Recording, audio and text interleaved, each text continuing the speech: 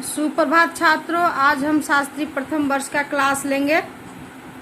ठीक है, जिसमें हम आप लोग को समास के भेद पढ़ा रहे थे और समास के अगले भेद को बताएंगे। ठीक है छात्रों, हम आप लोगों को तत्पुरुष समास बता रहे थे, तत्पुरुष समास की परिभाषा बताएं, फिर उसके अव्यय के दृष्टि से उसके दो भेद है उसके बारे में बताएं। ठीक है, हम आपको लास्ट बताए थे कि समानाधिकरण तत्पुरुष, जिसको हम कर्मधारय तत्पुरुष भी कहते हैं, है ना।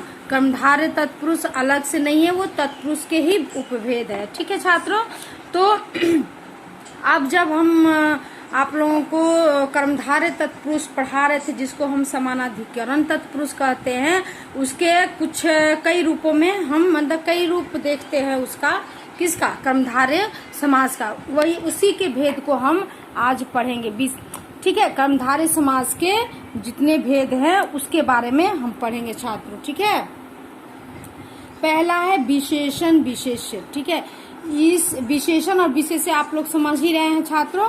तो इस समास में पहला पद विशेषण होता है और दूसरा पद विशेष्य होता है। विशेषण किसे कहते हैं? जिससे किसी की विशेषता बताई जाती है। ठीक है, तो महान राजा, यानी महान राजा का अर्थ क्या हुआ? महान राजा का मतलब हुआ महाराजा, यानी वो राजा जो हर काम में महान हो, उसके कर्म क्षेत्र के कारण उसे महान कहा जाता है, इसलिए महाराजा। ठीक है, भला मानस, भल मानस यानी जो व्यक्ति भला करता हो उसे हम क्या कहते हैं? भला मानस कहते हैं। ठीक है, परम आत्मा, जिसकी आत्मा उस ईश्वर के समान हो उसे परम आत्मा परमात्मा, है ना।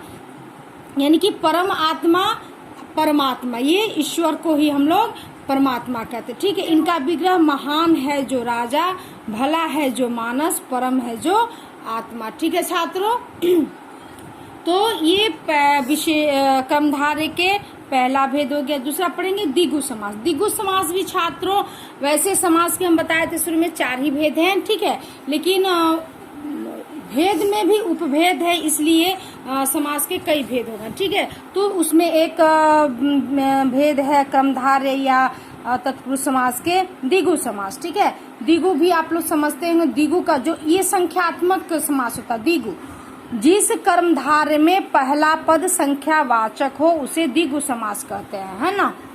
तो पहला पद क्या है? संख्यावाचक, यानी कि जिस समास से हमें संख्या का बोध होता है छात्रों, उसे हम द्विगु समास कहते हैं। जैसे 5 पात्र, पंच पात्र, जैसे चौराहा, 4 राहों का, 4 राहों को हम लोग क्या कहते हैं? चौराहा, जो एक जगह मिलता है। 3 फल, त्रिफला, 3 भुवन, त्रिभुवन, है ना। तो यहाँ पर द्विगु समास में क्या होता है? संख्यात्मक, पहला पद जो होता है क्या होता है? वो संख्यात्मक होता है, उसे हम द्विगु समास कहते हैं छात्रों। ठीक है, अगला है उपमानोपमेय या रूपक, है ना। उपमान और उपमेय, उपमान और उपमेय।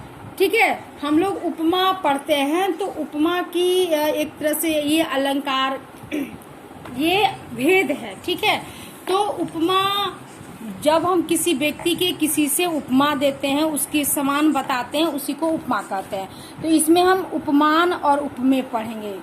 इसमें जो जब हम इसको अलग करेंगे तो उपमान कहलाएगा और उपमेय कहलाएगा। इसी को हम रूपक भी कहते हैं छात्रों। ठीक है, जैसे जिससे किसी चीज की उपमा दी जाए उसे उपमान कहते हैं।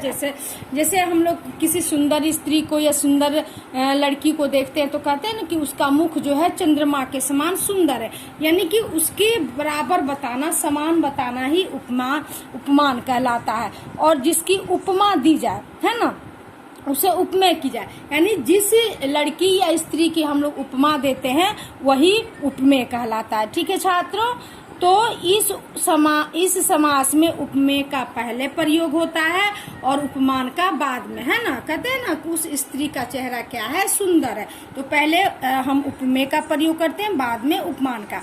तो चंद्र की तरह मुख, चंद्रमुख, है ना, जिसका मुख उस चंद्रमा के समान है वो चंद्रमुख कहलाया।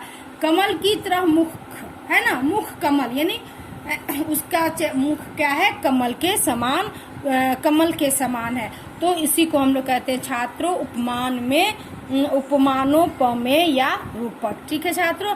अगला प्रादि समास। प्रादि समास में प्र उपसर्ग, आप लोग उपसर्ग पढ़े होंगे, तो उसमें हम लोग कई प्रकार के उपसर्ग पढ़े। जो किसी उपसर्ग क्या होता है, जो किसी शब्दों के आगे लगकर उसके अर्थ में परिवर्तन कर देता है। तो छात्रों इसमें हम देखते हैं कि प्र आदि उपसर्गों तथा दूसरे शब्दों का समास होता है ना। यानी कि ये प्र से शुरू होने वाले जो होते हैं, कोई भी शब्द जो होता है वो क्या होता है, प्र उपसर्ग से प्रारंभ होता है। प्र आदि के साथ उन्हीं के अंग के रूप में दूसरे शब्द भी जुड़े रहते हैं, परंतु समास करने पर वे लुप्त हो जाते हैं। जब हम प्र उपसर्ग को किसी शब्द के साथ जोड़ते हैं तो उसमें क्या होता है, कुछ शब्द लुप्त हो जाते हैं। जैसे प्रकृष्ट आचार्य है ना, तो प्रकृष्ट आचार्य में कृष्ट जो है वो क्या हो गया, लुप्त हो गया। अब प्र जो है प्र और आ मिलकर प्रा हो गया और बन गया शब्द प्राचार्य। इसी तरह प्रतिबिंब हुआ, प्रतिबिंब में प्र क्या है, ये उपसर्ग है। फिर प्रतिध्वनि में भी ये प्र जो है क्या है, उपसर्ग है छात्रों। ठीक है छात्रों, आज तक के लिए इतना ही। अगले क्लास में इसके आगे के भेद के बारे में जानेंगे। धन्यवाद।